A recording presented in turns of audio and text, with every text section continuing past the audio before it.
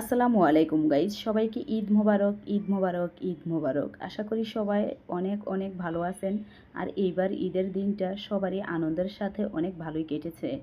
আজকে আমি রান্না করে দেখাচ্ছি ঈদের গরুর মাংস কিভাবে মেজবানির স্বাদে অনেক মজা করে রান্না করে নেওয়া যায়। আশা করি রেসিপিটা আপনাদের অনেক ভালো লাগবে। আর রেসিপিটা খেতেও কিন্তু দারুণ মজার হয়। অবশ্যই বাসায় একবার হলেও রান্না করবেন। তাহলে চলেন রেসিপিটা দেখে আসি। প্রথমত একটা হাঁড়িতে 10-12 কেজির পরিমাণ মাংস আমি ভালোভাবে ধুয়ে পরিষ্কার করে নিয়েছি। এখন দিয়ে দিচ্ছি পরিমাণ মতো পেঁয়াজ। মাংসের ভিতরে কিন্তু পেঁয়াজের পরিমাণটা ঠিক রাখবেন। যদি পেঁয়াজ বেশি হয় তাহলে কিন্তু মাংস খেতে টক হয়। দিয়ে দিচ্ছি গরম মশলা। গরম মশলার ভিতরে আছে এলাচ, দারচিনি, লবঙ্গ, কালো গোলমরিচ, তেজপাতা আর কালো এলাচ। দিয়ে দিচ্ছি পরিমাণ মতো ধনিয়ার গুঁড়া। দিয়ে দিচ্ছি লাল মরিচের গুঁড়া। আজকের গরুর মাংসটা আমি একটু ঝাল ঝাল করে রান্না করব, কারণ আমার কাছে গরুর মাংস ঝাল ঝাল হলেই খেতে ভালো লাগে। কার কার ঝাল ঝাল গরুর মাংস খেতে পছন্দ অবশ্যই কমেন্টে জানাবেন। দিয়ে দিচ্ছি হলুদের গুঁড়া পরিমাণ মতো, আর দিয়ে দিচ্ছি লবণ পরিমাণ মতো। মশলার পরিমাণটা যদি ঠিক হয় তাহলে কিন্তু রান্না এমনিতেও অনেক মজার হয়। আর দিয়ে দিচ্ছি বাদাম বাটা। আমি এখানে চীনাবাদাম বেটে নিয়েছি। দিচ্ছি জিরা বাটা।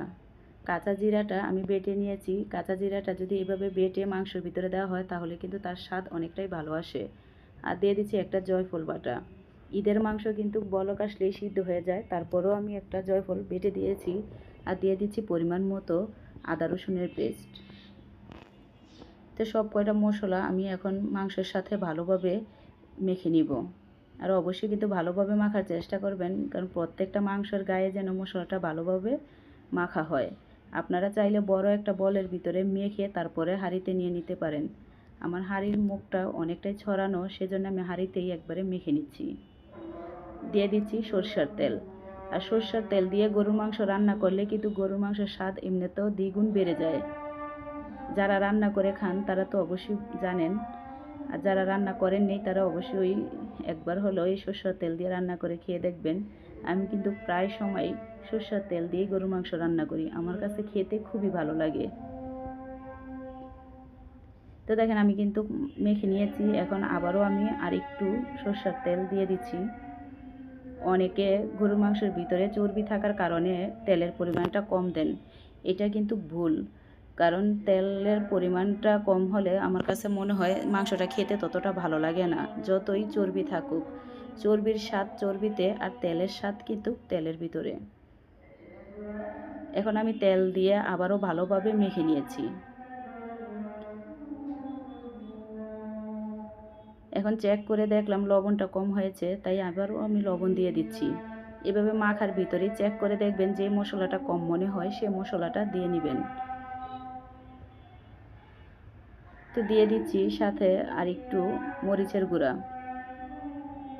এভাবে কিন্তু আমার ভালোভাবে মেখে নিয়েছি।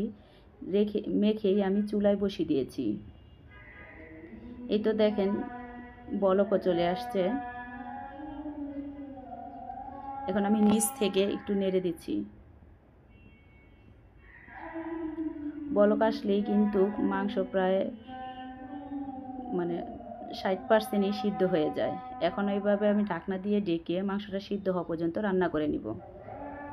এই তো দেখেন মাংসটা কিন্তু সিদ্ধ হয়ে গেছে, আর মাংসের কালারটা অনেকটা চেঞ্জ হয়ে গেছে। এখন আবারও আমি নিচ থেকে একটু নেড়ে দিচ্ছি। এখন আমি এই মাংসের স্বাদ দ্বিগুণ বাড়ানোর জন্য কিছু মশলা অ্যাড করে নিব। আর এই মশলাগুলো কিন্তু অবশ্যই দেওয়ার চেষ্টা করবেন রান্নার শেষ পর্যায়ে। দিয়ে দিচ্ছি মেজবানি মশলা। আমি এখানে রাঁধুনির মেজবানির মশলাটা নিয়েছি। আমি অর্ধেক পরিমাণের দিয়ে ভালোভাবে নেড়ে নিচ্ছি। এভাবে ধাপের ধাপ মশলাটা দিলে আর নেড়ে নিলে কি হয়, মশলাটা ভালোভাবে হয়, মাংসের সাথে অ্যাডজাস্ট হয়, তখন কিন্তু মাংসটা খেতে ভালো লাগে। তো দিয়ে দিচ্ছি ভাজা জিরার গুঁড়া। আর রান্নার শেষ পর্যায়ে কিন্তু ভাজা জিরার গুঁড়াটা দিলে স্বাদ অনেকটাই ভালো হয়। দিয়ে দিচ্ছি 2 টেবিল চামচ টেস্টিং সল্ট। অবশ্যই কিন্তু আপনারা টেস্টিং সল্টটা দেওয়ার চেষ্টা করবেন, কারণ গরুর মাংসের ভিতরে কিন্তু টেস্টিং সল্টটা দিলে গরুর মাংসের স্বাদ দ্বিগুণ বেড়ে যায়। আর বড় বড় মেজবানি রান্নাতে আর রেস্টুরেন্টে কিন্তু টেস্টিং সল্টটা অবশ্যই ব্যবহার করে। তার কারণেই কিন্তু তাদের এই মাংসর স্বাদটা মানে অনেক মজার হয়। তো এখন আমি সব মশলা দিয়ে ভালোভাবে নিচ থেকে নেড়ে নিচ্ছি। এই মাংসটা খেতে এতটাই মজার, আপনাদেরকে বলে বোঝাতে পারবো না।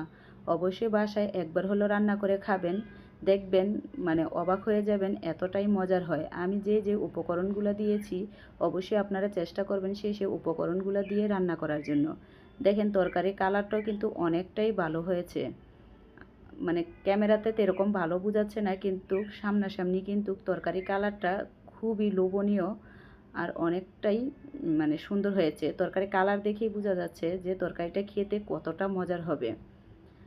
আশা করি আপনারা একবার হলো বাসায় আমার রেসিপিটা ফলো করে রান্না করবেন। আর আপনাদের কাছে কীরকম হয়েছে অবশ্যই কমেন্টে জানাবেন। আপনাদের কমেন্ট পড়লে আমাদের মানে আবারও সামনে ভিডিও বানানোর জন্য অনেকটাই উৎসাহ লাগে। আশা করি রেসিপিটা ভালো লাগবে। যদি ভালো লেগে থাকে তাহলে প্লিজ একটা সাবস্ক্রাইব করে পাশে থাকবেন, যাতে করে নিত্য নতুন ভিডিও দেওয়ার সাথে সাথে আপনারা দেখতে পান। আজ বিদায় নিচ্ছি, সবাই ভালো থাকেন ফ্যামিলির সবাইকে নিয়ে। খুদা হাফেজ।